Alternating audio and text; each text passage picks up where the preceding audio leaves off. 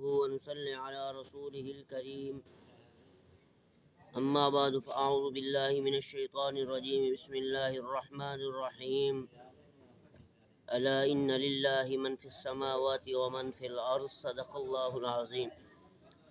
میرے عزیز نوجوان ساتھیو، اللہ تبارک و تعالی نے اس دنیا میں اپنے بندوں کو اپنی عبادت کے لیے بھیجا۔ جو شخص اللہ کا ذکر کرتا ہے اور جنہوں نے اس دنیا میں اللہ کا ذکر کیا، اس کو یاد کیا، اس کا یہ جہان بھی بنا اور آخرت والا جہان بھی بنا۔ ان اذکار میں سے ایک بہت بڑا زبردست ذکر لا الہ الا انت سبحانک انی کنت من الظالمین کا ہے۔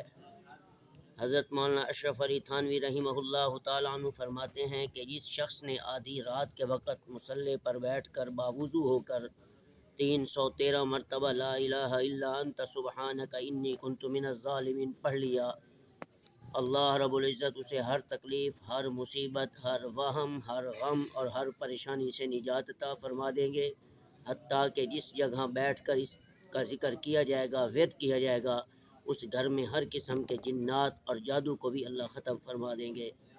میرے عزیز نوجوان ساتھیوں، زندگی اچھی گزرنی چاہیے اور اللہ ہی کی محبت میں گزرنی چاہیے۔ وہ دل بیکار ہے جس میں اللہ کی یاد نہ ہو، وہ سوچ اور فکر بیکار ہے جس میں اللہ کی یاد نہ ہو۔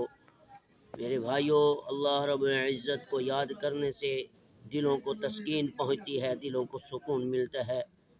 میری دعا ہے اللہ رب العزت ہمیں ہر وقت اپنی یاد عطا فرمائے۔ السلام علیکم ورحمۃ اللہ وبرکاتہ۔